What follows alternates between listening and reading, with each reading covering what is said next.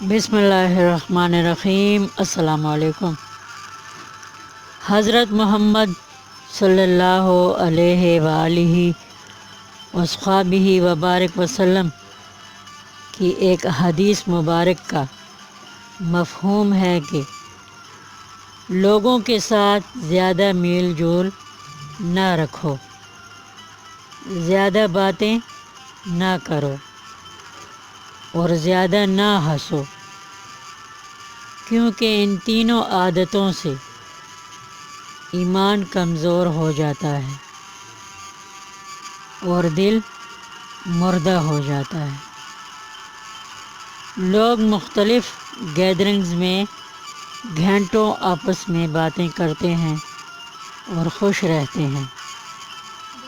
اگر ہماری باتوں سے جھوٹ اور غیبت کو نکال دیا جائے تو ہمارے پاس بات کرنے کے لیے اور کوئی خاص موضوع ایسا نہیں بچتا جس پر زیادہ مزیدار گفتگو کی جائے۔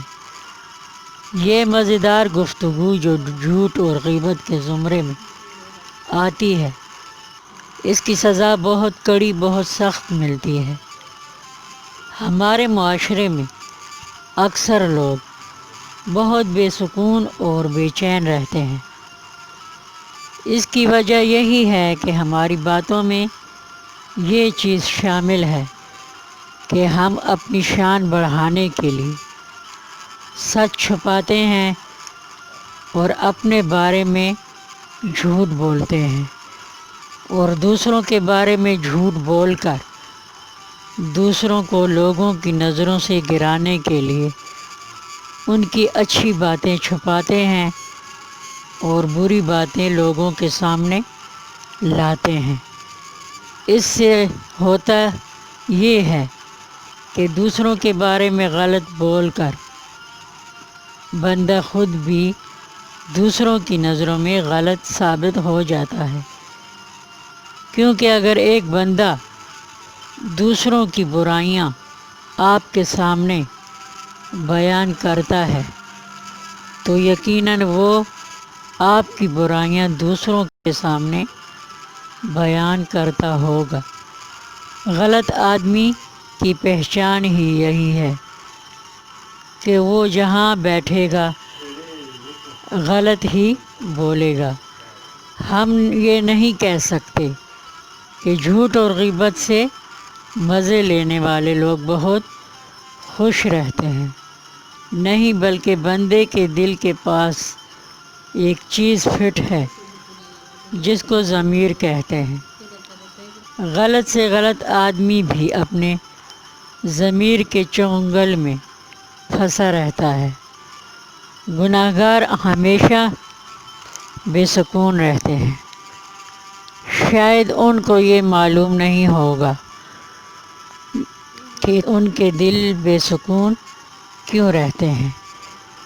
اسی لیے تو وہ سکون کی تلاش میں کوئی بھی ایسا گناہ نہیں چھوڑتے جو دور سے سہانا لگتا ہے۔ شاید آپ کو میری یہ بات عجیب لگی ہو کہ اکثر لوگ جھوٹ اور غیبت جیسا گناہ، کبیرہ گناہ مزے لینے کے لیے کرتے ہیں، مگر یہ حقیقت ہے کہ اکثر لوگوں کو دوسروں کی برائیاں بیان کرنے میں مزہ آتا ہے۔ سامنے اللہ تعالیٰ کا دیا ہوا رزق پڑا ہوتا ہے، رزق کو شکر ادا کرتے ہوئے کھانے کے بجائے دوسروں کی برائیوں کے ساتھ کھاتے ہیں۔ قرآن پاک کی آیت کا مفہوم ہے کہ دوسروں کی غیر موجودگی میں ان کی برائیاں کرنا ایسا ہے جیسے کہ بندے کا گوشت کھانا۔ یہ کتنی کراہت آمیز بات ہے کہ ہم کسی بھی حال میں دوسروں کی برائیاں کرنے سے باز نہیں آتے۔ میں اپنا تجربہ بتاتی ہوں۔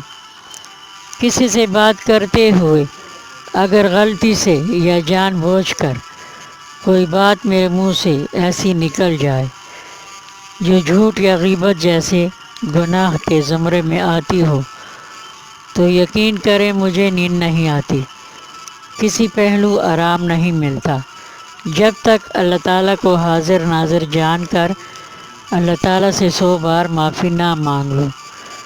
یہ فارمولہ نہیں ہے کہ گناہ کا اثر توبہ استغفار سے اسی وقت ختم ہو جاتا ہے، نہیں بلکہ 2-3 دن تک تو بے چینی اور بے سکونی سے جان جاتی ہوئی محسوس ہوتی ہے۔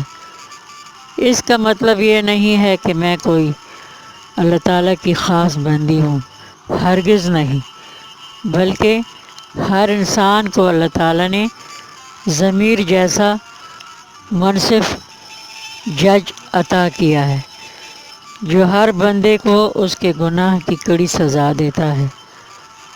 ضمیر کی عدالت بہت کڑی عدالت ہے۔ ضمیر کی عدالت میں دلائل اور وکیل پیش کرنے کی بالکل گنجائش نہیں ہے۔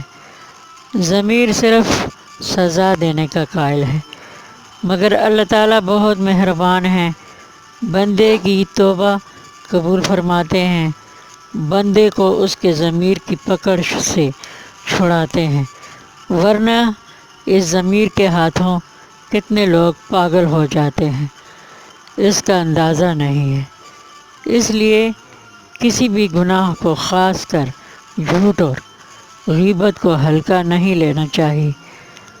اگر یہ گناہ غلطی سے بھی ہو جائے تو فوراً سے بھی پہلے اللہ تعالیٰ سے معافی مانگ لینا چاہیے، ورنہ اگر ضمیر کی پکڑ میں آ گئے تو بہت مشکل ہو جائے گی۔